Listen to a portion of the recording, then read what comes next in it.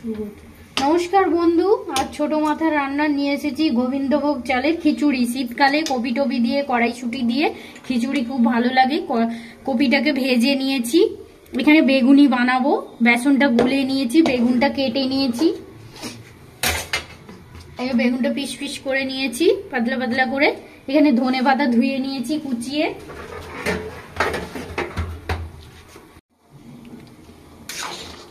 খিচুড়িটা আগে বসিয়ে দিয়েছি, চাল ডাল ধুয়ে নুন হলুদ জিরে গুঁড়ো ধনে গুঁড়ো টমেটো কাঁচা লঙ্কা হলুদ গরম মশলা গোটা সব রকম দিয়ে বসিয়ে দিয়েছি। মুসুর ডাল দিয়েছি, মুগের ডাল দিয়েছি, দিয়ে বসিয়ে দিয়েছি। এবার কপিটা ভেজে রেখেছি দিয়ে দেবো। শীতকালে কপি দিয়ে খুব ভালো লাগে খেতে খিচুড়ি গোবিন্দভোগ চাল দিয়ে।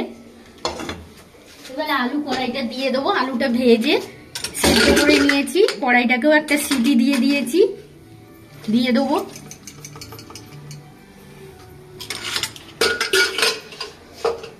এর মধ্যে কাঁচা তেলও দিয়ে দিয়েছি, খেতে খুব টেস্ট লাগে। আপনারাও এইভাবে করবেন, দেখবেন, একবার করে দেখবেন, খুব ভালো লাগে।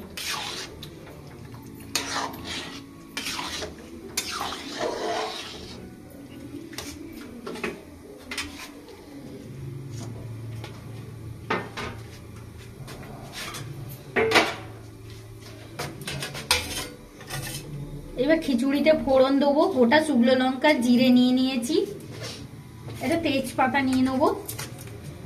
ফোড়নে গ্যাসটা জ্বালিয়ে দেবো। সর্ষের তেল দিয়ে দেবো।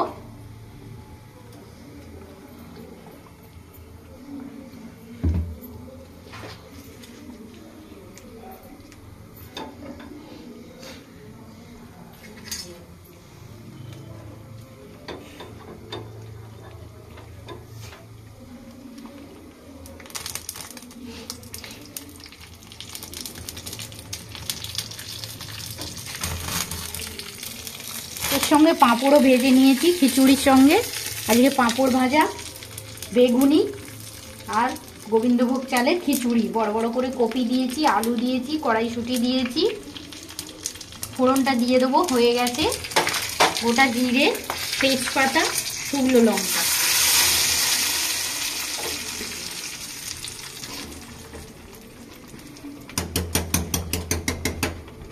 সব উপকরণগুলো দিয়ে দিয়েছি। এর সঙ্গে ধনে পাতাটা দিয়ে দেবো।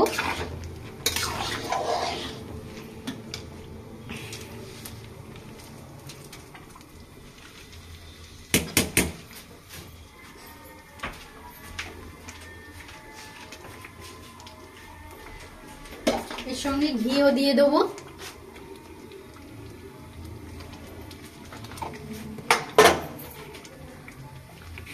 গুঁড়ো গরম মশলাও দিয়ে দেবো।